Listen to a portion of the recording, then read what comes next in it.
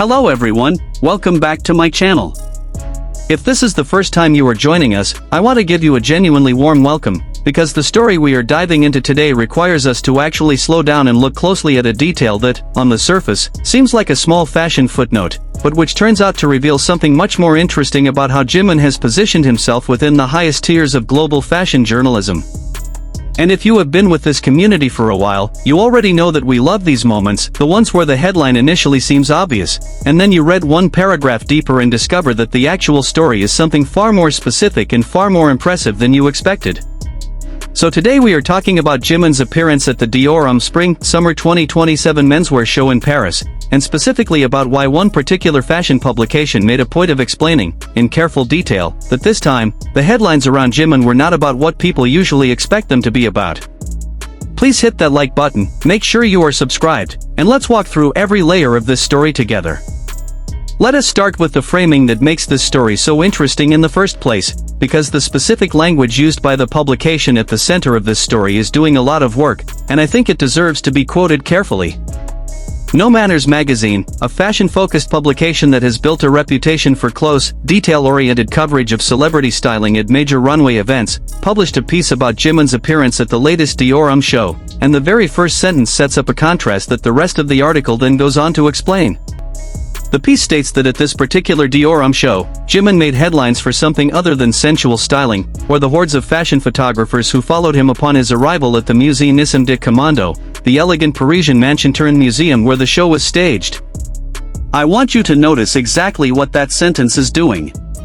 It is acknowledging, directly and without hesitation, that Jimin's typical pattern at major fashion events involves precisely those two things: a documented history of sensual styling choices that consistently generate conversation, and a level of paparazzi and photographer attention so significant that hordes of photographers following him is treated as an expected, almost routine occurrence rather than something noteworthy in itself.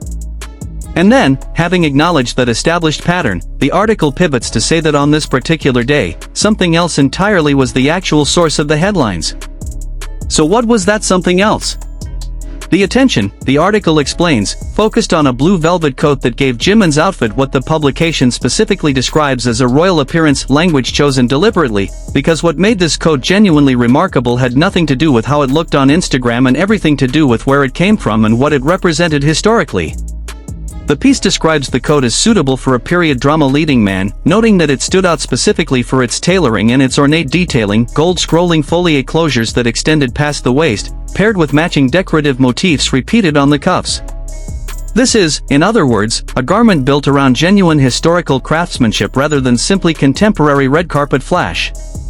But here is where the story becomes genuinely extraordinary, and it is the detail that No Manners magazine specifically flags as the most impressive part of the entire look.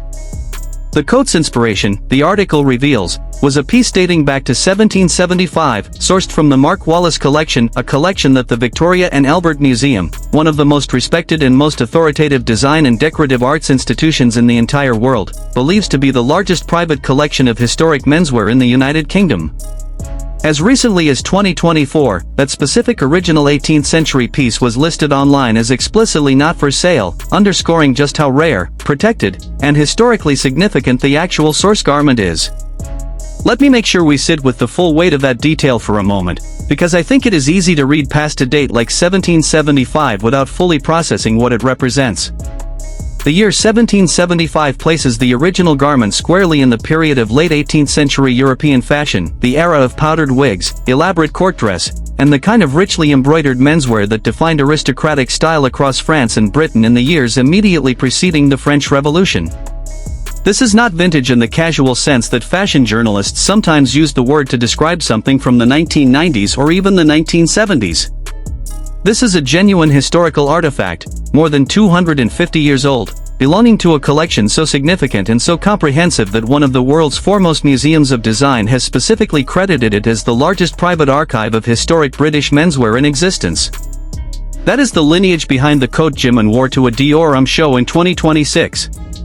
Now, to be precise about exactly what Jimin wore, because this matters for understanding the full story, the actual physical garment on Jimin's body that day was not, in fact, the original 1775 antique pulled directly from the Mark Wallace collection. Rather, Jonathan Anderson, who, as we have discussed extensively on this channel before, took over as creative director across Dior's entire menswear, womenswear, and haute couture operations in 2025, and who has consistently turned to vintage and historical references throughout his tenure at the house, specifically remade and reinterpreted that 1775 coat for the Dior Spring/Summer 2027 collection. Anderson's design team studied the original piece, understood its construction, its closures, its proportions, and then built a contemporary version that could exist as a genuine, wearable, runway-ready garment for the new season. And as one of Dior's most visible and most consistently relied upon global ambassadors, Jimin was given, in the words of the article, first dibs on that collection, meaning that out of every public figure, every celebrity, every front-row attendee who might have wanted to wear that specific reimagined historical piece, Dior's own internal decision-making process placed Jimin first in line to be the person who would debut it publicly. I think this detail, first dibs, deserves its own moment of attention, because it tells you something very specific about how Dior currently thinks about Jimin's role within the house. When a major design house remakes a piece this historically significant, this carefully sourced, and this thematically central to a creative director's broader artistic vision for an entire collection, the decision about who gets to wear that piece first, in public, in front of the assembled global fashion press, is never accidental or casual. It is a calculated decision about which face the house believes will carry that specific garment's weight and meaning most effectively into the world. Dior chose Jimin. Not as one option among many interchangeable ambassadors, but specifically, deliberately, as the first person to bring this particular piece of reimagined fashion history into public view. Let us talk about how Jimin actually wore the piece, because the specific styling choices reveal a level of sophistication that goes beyond simply putting on an expensive coat.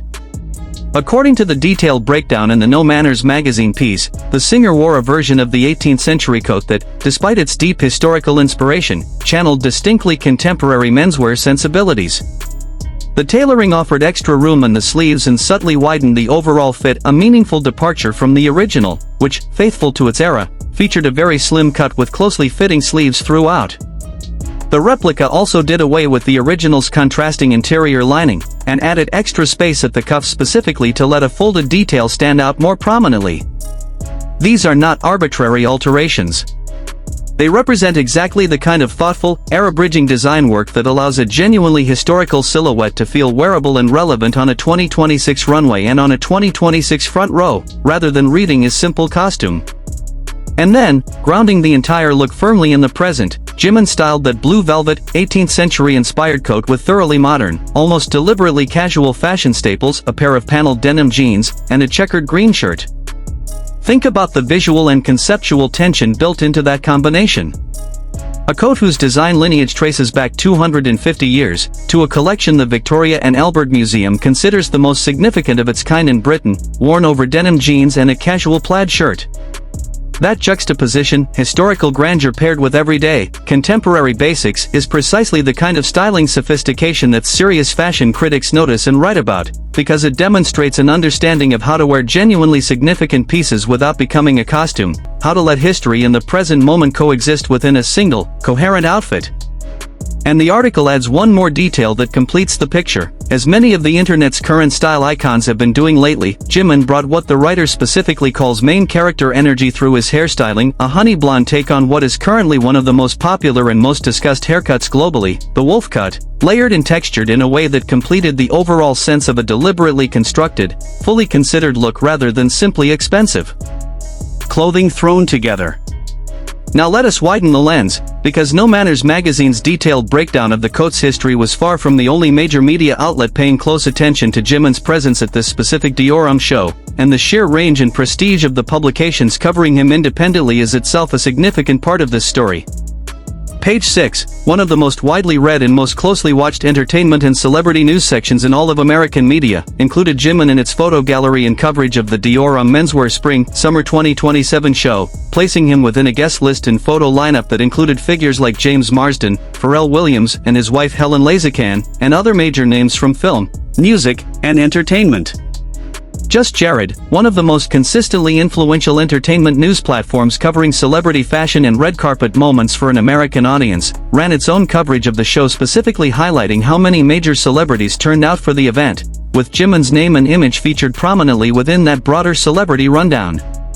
WWD Women's Wear Daily, widely regarded within the fashion industry itself as one of the single most authoritative and most respected trade publications covering the business and culture of fashion at the highest level, published coverage specifically describing how ParkJimin of BTS, in WWD's own words, braved the weather in his blue velvet, Edwardian-styled coat, maintaining what the publication called a princely aura as he waved to fans gathered below the balcony of the Musée Nissim Commando. And then there is Hugo Gloss, one of Brazil's most significant entertainment and pop culture media outlets, followed by more than 21 million people, a publication whose coverage reaches deep into one of the largest and most passionate BTS fanbases anywhere in the world, in Latin America. Hugo Gloss's specific framing of the moment is worth quoting because of how vividly it captures the broader sentiment running through nearly all of this coverage. The outlet wrote that Jimin stole the spotlight at the Dior Men's event this Wednesday during Paris Fashion Week Men's, describing him as the BTS idol and global ambassador for the French fashion house, making sure to enjoy the new collection up close. And then, in a line that has been widely shared and reposted since, the publication added simply, "This man is truly luxury." Let us pause on the breadth of that coverage for a second, because I think it is genuinely remarkable when you lay it all out together. An American celebrity gossip institution. An American entertainment news platform with massive cultural reach. The single most authoritative trade publication in the entire fashion industry. A dedicated fashion criticism outlet capable of producing a detailed, historically researched piece about the specific provenance of a single coat. And a Brazilian entertainment platform reaching over 21 million followers across Latin America. 5 entirely separate media organizations, operating in different countries, serving different primary audiences, with different editorial priorities and different reasons for covering celebrity fashion in the first place, and all 5 of them, independently, on the same day, chose to feature Jimin prominently in their coverage of this single Dior show. I also want to return to the scene outside the venue itself, because the WWD detail about fans gathered below the balcony tells its own important part of this story. According to the broader reporting around this appearance, crowds of fans had begun lining up since the very early hours of the morning specifically for a chance to glimpse the K-pop star as he arrived. That detail matters because it confirms that the hordes of fashion photographers No Manners magazine mentioned in its opening sentence, the thing Jimin's appearances are typically known for generating, were once again fully present and accounted for on this particular day. The crowds came. The photographers came. The paparazzi attention that has become a documented, expected pattern around Jimin's Fashion Week appearances was, by every account, exactly as intense as it always is. What changed, what made this particular appearance different from the usual pattern, was simply that the actual substance of the headlines this time was not primarily about the crowd response or the styling's sensuality, but about a piece of 250-year-old British design history that Dior chose to entrust to him first.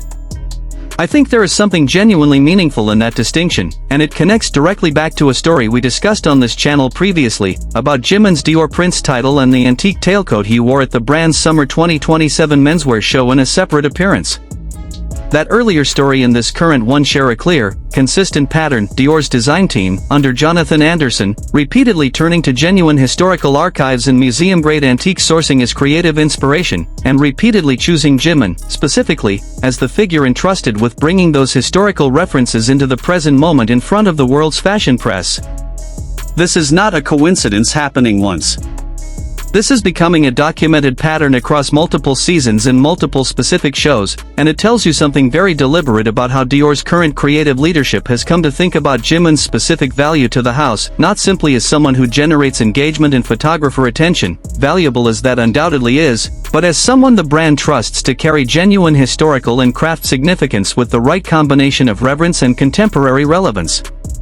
For Army, I think the real takeaway from this story is something a little more layered than simple pride, although the pride is absolutely warranted. It is genuinely validating to see 5 major international outlets, across 5 different countries and 5 different journalistic traditions, all independently recognize and report on Jimin's presence at this show. But the deeper satisfaction, I think, comes from watching the actual substance of that coverage evolve.